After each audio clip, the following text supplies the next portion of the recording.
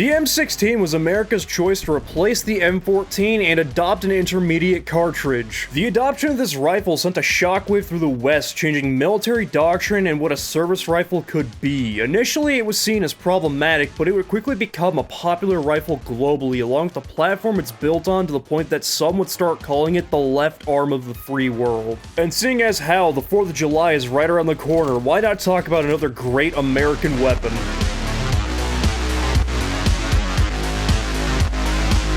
With the end of World War II, nations would start adopting semi-auto rifle platforms as their standard issue rifle, replacing bolt actions, and during this time, NATO member nations wanted to standardize equipment to simplify logistics. Initially, the British were pushing for an intermediate cartridge with the 280 British round due to concerns of the 7.62x51's high recoil, and were close to adopting it with the EM2 rifle.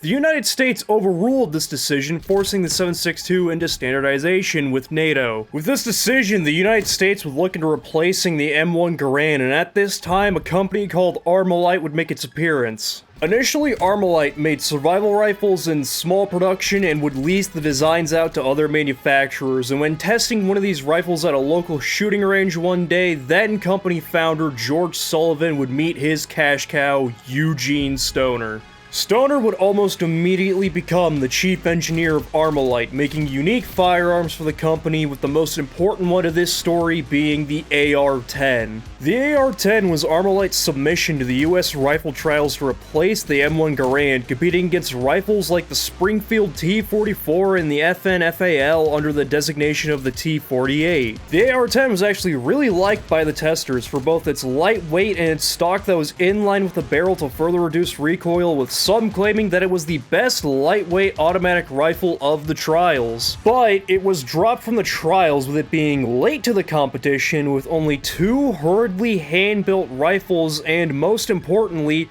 the aluminum steel composite barrels on the rifles fucking exploded during a 1957 torture test, with the final Springfield Armory report advising against the adoption of the rifle, stating that it would take 5 years or more to take it through tests to adoption. Armalite obviously was not happy with this decision, but compared to other rifles submitted which had longer development time and, didn't explode, there really wasn't much they could do about it, leading to Springfield Armory's T-44 rifle to win the competition, becoming the M14. And the M14 didn't have the best track record, with its first engagements against the AK-47 reporting that the M14 struggled to maintain fire superiority due to the high recoil, meaning the British were right for once, and other problems of the jungles of Vietnam amplified. Because of this, the Army was forced to reconsider a 1957 request by General William G. Wyman in the U.S. Continental Army Command to develop a .223 intermediate cartridge. This request led to Armalite downscaling the AR-10 into the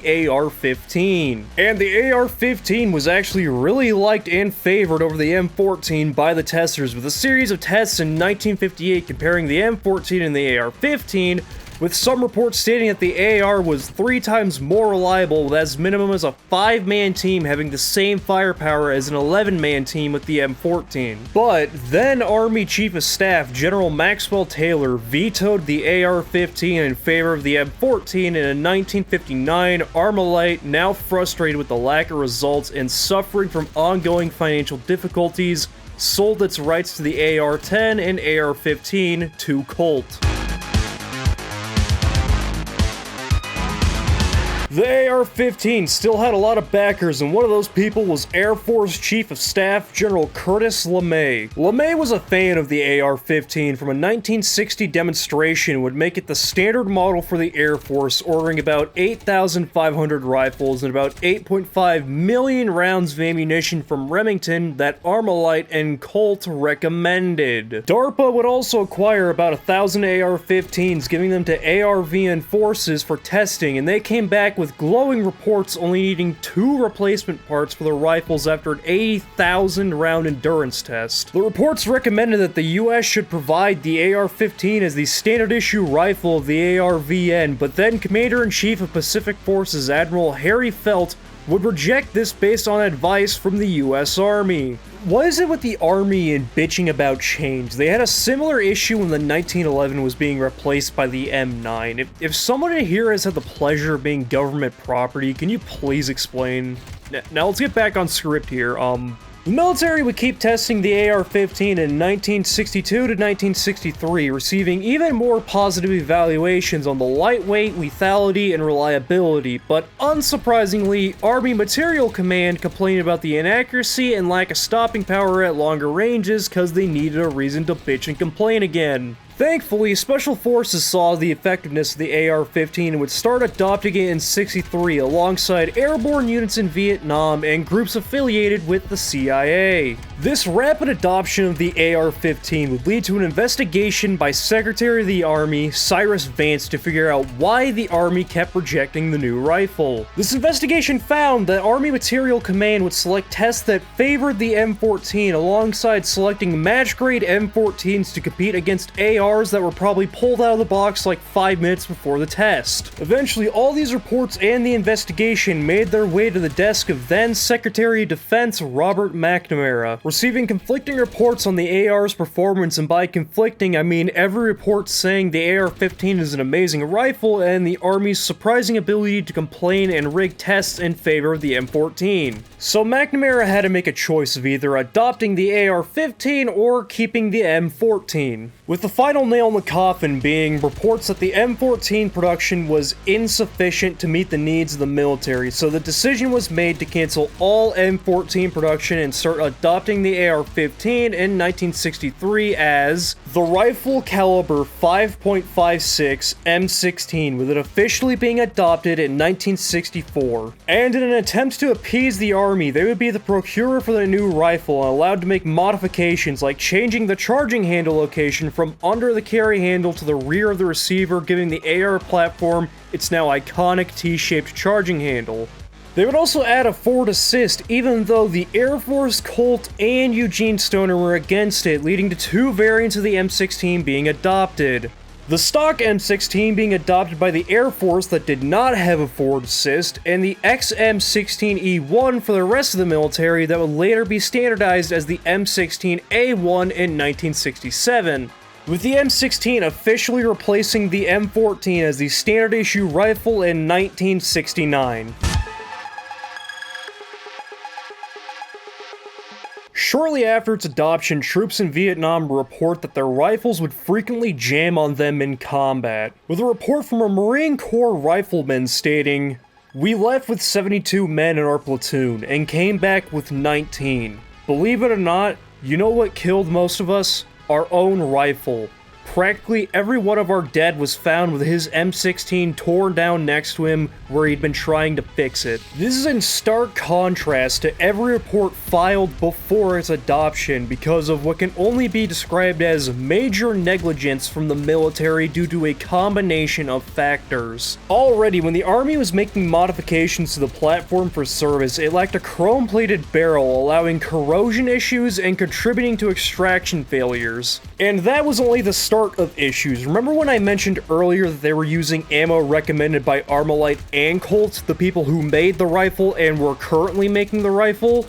Well, when the M16 was adopted, they changed the ammo, more specifically the gunpowder being used. This change from the original stick powder to a more commonly available ball powder meant that the round would not properly contract after ignition, causing it to get stuck inside the chamber, meaning it would shear the casing so that the round could not properly be extracted. Lastly, the rifle was not initially issued with a proper cleaning kit or instructions, and this stemmed from a common misconception that the rifle was self-cleaning. It wasn't self-cleaning. Colt marketed the rifle as requiring little maintenance. Because of the use of improper equipment, when the rifles were maintained, they were using things like insect repellent, water, and even fuel, which all added to the corrosion of the rifle, making failures all the more common. And if I remember right, I think I read a story once about a guy who just went up and down the line with a cleaning rod or something like that just to unjam the rifles. It's also worth noting that some people would say that the lack of a forward assist on the early rifles had an effect on reliability for when you would press check it and the bolt wouldn't fully close,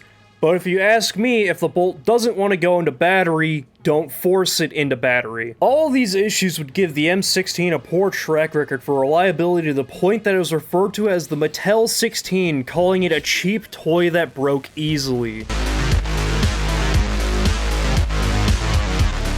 So after all of these issues, an investigation was launched to figure out why it had such a low reliability rate, and all of the previously mentioned problems were discovered, leading to the M16A1. The A1 would receive a chrome-lined chamber and bore to reduce corrosion and extraction failures. Along with the improved model, proper cleaning kits were issued, along with changing powder solvents to make sure that the rifle would stop jamming, and if it did, it would actually be possible to clear the rifle. This was also launched alongside a new training and information campaigns to make sure soldiers knew how to properly maintain and clear the rifle with this new equipment. With this newfound reliability, the US would push for the NATO adoption of the 5.56 caliber, leading to a shift in the military's long-standing stance about caliber size and permanently changing military doctrine, with NATO adopting the round in 1980. They would also make the strong recommendation to adopt the M16 mag as the STANAG magazine, but not every nation would adopt the mag. And the modifications wouldn't stop there. In 1979, the Marine Corps requested the development of the M16A2, with them adopting it in 1983 and the Army in 1986. The A2 had a lot of modifications, with the first being an improved barrel and rifling to accommodate the new NATO SS-109 or the US M855 round. It would also receive the birdcage style flash hider, along with changing the triangular handguard for a rounded one. It also received an improved rear sight, allowing it to be dialed in for ranges between 300 to 800 meters for the new M855 round. Alongside advancements in polymer technology, both the pistol grip and the stock were redesigned and made even stronger, with the pistol grip receiving a notch or a fang for improved grip, along with a more aggressive texturing on the sides in case you're using things like winter gloves, becoming the new standard grip for the M16. The stock was made roughly 5/8 of an inch longer, with the anti-slip texturing now covering the entire butt pad without sacrificing the internal storage compartment,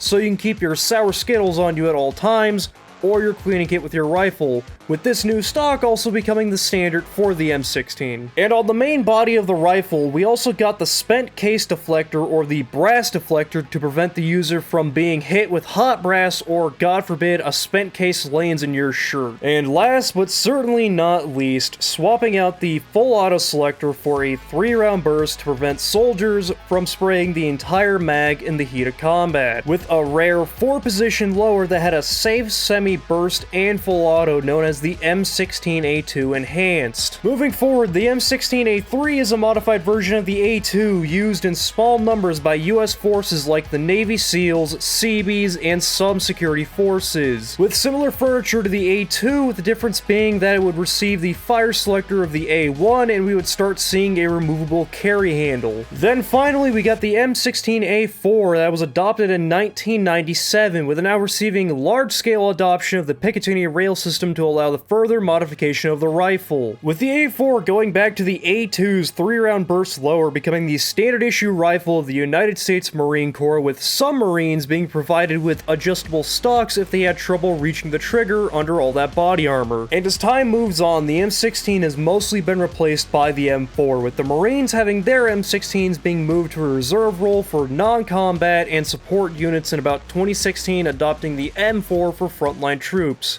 later adopting the M27 IAR to replace both rifles. This has made the M16 seen as a reserve or a surplus rifle, as it is over 60 years old, but with that age comes tradition, as it's one of 3 rifles commonly chosen for the 3-volley salute and for honor guards alongside the M1 Garand and the M14. And that was just the direct evolution of the M16. It also spurred a lot of derivatives like the Colt Commando or the XM117, a carbine-length version of the rifle that would spawn the M4. We would also see the Navy SEAL Mark IV Mod O that was designed to go to a depth of 200 feet with a suppressor that could drain water from itself. The Navy wasn't done either, modding the M16 into the Mark 12 special purpose rifle, turning it into a DMR with an effective range of 600 plus meters, with some reports stating that they hit targets beyond 800 meters. And there was also the M231 firing port weapon, which was designed to be fired from the ports on an M2 Bradley, as the full-length rifle was not ideal ideal for vehicle combat. And it's also worth noting that the HK-416 gets the 16 in its name from the M16, as it was originally going to be named the HK-M4, but couldn't because of a trademark infringement from Colt.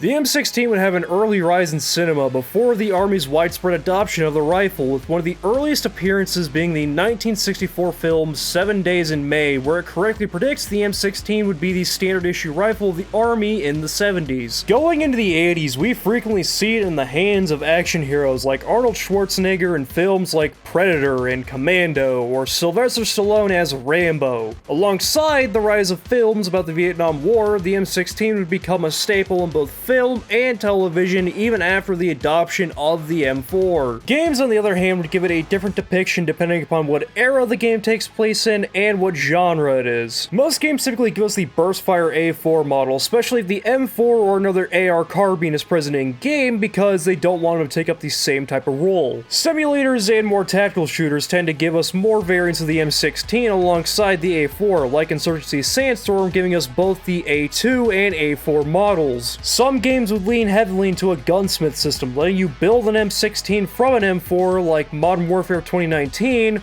or other variants of an M16 from an actual M16 like Battlefield 6, giving you an option to equip an A3 lower on an M16A4. And for the gun weebs in the back, it's also a surprisingly popular rifle in anime, to the point that multiple different series have attempted to personify the rifle.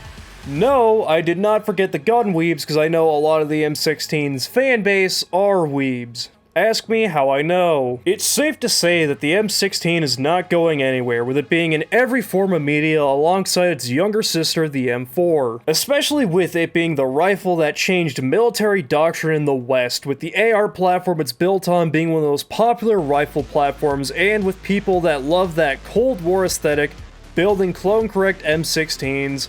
It might still be a while before it's phased out of both reserve service, the military, and a fan-favorite burst rifle in video games. The changes it brought made it the left arm of the free world and a rifle that I need to get a clone-correct version of. And that was the history of the M16, America's intermediate rifle that challenged and changed what a standard issue rifle could be while being in service for over 60 years now. But hey, I'm H. Have a happy 4th of July, and consider subscribing.